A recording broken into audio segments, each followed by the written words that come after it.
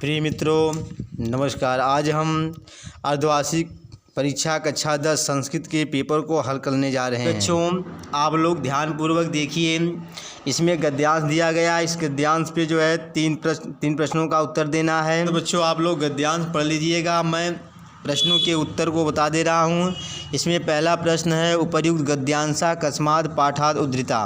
तो उपर्युक्त गद्यांश किस पाठ से लिया गया है? ऊपर जो गद्यांश दिया गया उस गद्यांश किस पाठ से लिया, उसका नाम जो है यहाँ पे दिया गया है नैतिक मूल्यांकन। बा वाला उत्तर सही है। तो बच्चों प्रश्न नंबर 2 देखेंगे। लिखा है कि नीत्या चलनेन व्यवहारेण प्रजानां शासकानां समस्तस्य लोकस्य कल्याणं भवति इति वाक्यस्य हिंदी अनुवादं कुरुत। ये लिखा। तो बच्चों देखिए, इसका हिंदी में अनुवाद होगा कि नीति पर चलने से, नीति का व्यवहार करने से प्रजा, शासक और समस्त लोग माने के समस्त संसार का भी कल्याण होता है, जो इसका अनुवाद हो गया।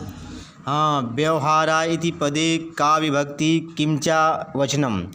तो व्यवहार इस पद में कौन सी विभक्ति और कौन सा वचन है? तो इसका उत्तर हो जाएगा बा वाला चतुर्थी विभक्ति एक वचन।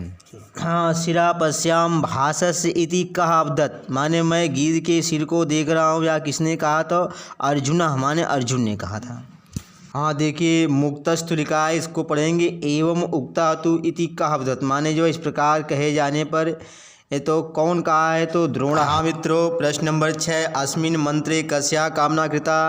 ये प्रश्न जो है गलत दिया गया है, इसलिए इसका उत्तर भी इसमें नहीं दिया गया है। हाँ बच्चों, अगला प्रश्न है महामना पितृनाम आसीत, माने इसमें लिखा है महात्मा गांधी लिखना चाहिए, लिखा है महामना।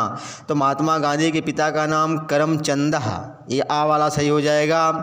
अगला प्रश्न है पुतली गांधीना, उसके बाद डॉट डॉट दिया गया आसीत, माने पुतली गांधी थी, महात्मा गांधी की माता थी, तो बा वाला सही हो जाएगा माता। उसके बाद अगला प्रश्न है समागता का अर्थ है, समागता का अर्थ है आ वाला आए हुए। अगला प्रश्न है विसर्ग का उच्चारण स्थान क्या माना जाता है? तो कंठ है, आ वाला सही होगा। ज ब ग ड द वर्णों का प्रत्याहार कौन सा है? तो जस, बा वाला सही हो जाएगा। नकुलोधन अपिका संधित पद होगा, सा वाला नकुलोपी। गो शब्द का सप्तमी एक वचन का रूप लिखिए, तो बा वाला सही है गवी। भू धातु का लोट लकार प्रथम पुरुष बहुवचन है, तो आ वाला भवन्तु। रामस्य अनुजा का समस्त पद है रामानुजः, बा वाला सही है। स्वागतम में संधि है यण संधि, बा वाला सही है। रामम गच्छति में संधि गलत दिया है, तो इसे यहाँ पढ़ेंगे रामम गच्छति में संधि है, तो व्यंजन संधि है। कृति पद में प्रा उपसर्ग लगाने पर शब्द होगा प्रकृति ही। तपोधना में कौन सा समास है? तो बहुव्रीहि समास, आ वाला सही है। माहेश्वर सूत्रों की संख्या होती है 14, बा वाला सही है। प्रस्तुत गद्यांश का हिंदी में अनुवाद इस प्रकार है। महाकवि कालिदास संस्कृत कविनाम मुकुटमणि अस्ति। महाकवि कालिदास संस्कृत के कवियों में मुकुटमणि यानी श्रेष्ठ हैं। न केवलं भारत देशस्य अपितु समग्र विश्वस्य योत्कृष्ट कविषु सा एकतमोऽस्तु। न केवल भारत देश के बल्कि संपूर्ण विश्व के उत्कृष्ट कवियों में वह एक हैं, कालिदास। तस्य अनवद्या कीर्ति कौमुदी देश देशांतरेषु प्रसृतास्ति। उनकी आनंदनी यश रूपी चांदनी देश और विदेशों में फैली हुई है। भारत देशे जन्म लब्ध्वा स्वकवि कर्मणा देववाणी मलंकुर्वाणः सा न केवलं भारतीयः कवि अपितु विश्वकविरिति सर्वैः राध्रियन्ते। भारत देश में जन्म लेकर अपने कवि कर्म से संस्कृत भाषा को अलंकृत करते हुए वह न केवल भारतीय कवि बल्कि विश्व कवि के रूप में सभी के द्वारा आदर किए जाते हैं। निम्न शीर्षकों में किसी एक का सारांश लिखिए। इसको जो है आप लोग किताब से या कहीं से इसका सारांश लेंगे, इसको लिख लीजिएगा। निम्न श्लोकों की हिंदी में व्याख्या कीजिए। तो श्लोक है भाषासु मुख्या मधुरा दिव्या गीर्वाण भारती तस्मादि काव्यम मधुरम तस्मादपि सुभाषितम। ये जो है श्लोक है सूक्त सुधा नामक पाठ से लिया गया है। तो इसमें संस्कृत भाषा के बारे में बताया गया कि भाषाओं में मुख्य, मधुर, अलौकिक, स्वर्गीय देवताओं की भाषा अर्थात संस्कृत भाषा है। तस्माद ही माने निश्चय, निश्चय ही उस संस्कृत भाषा से मधुर काव्य होता है, उस काव्य से मधुर सुंदर वचन होती है। निम्न में से एक सूक्त की हिंदी में व्याख्या की, इसको किताब से देख लेंगे या कहीं से देख लेंगे। और पांचवा निम्न श्लोक का श्लोक देखेंगे। श्लोकस् तो श्लोकताम याति तत्र यत तिष्ठन् साधवा लकारो लुप्यते तत्र यत तत् तिष्ठन्ति साधवा। इसमें बताया गया है कि जहाँ पर सज्जन लोग बैठे रहते हैं वहाँ पर श्लोक यश को प्राप्त करता है। लिखा यत्र असाधवा तिष्ठन्ति, जहाँ पर दुष्ट लोग बैठे रहते हैं वहाँ लकार लुप्यते, वहाँ पर श्लोक के ला का लोप हो जाता है अर्थात शोक का कारण बन जाता है। हाँ, 6 नंबर का जो है कि प्रश्न जो है इसको किताब से देख लेना।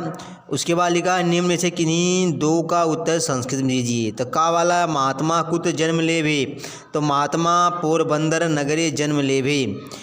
खा वाला गाइल्स का आसीत, माने गाइल्स कौन था, तो गाइल्स निरीक्षक आसीत माने निरीक्षक था। जीमूत वाहन केन व्यापादिता, व्यापादित माने जीमूत वाहन किसके द्वारा मारा गया, तो जीमूत वाहन गरुड़ेन व्यापादितः। निम्नलिखित शब्दों में से किसी एक का संधि विधायक सूत्र लिखिए।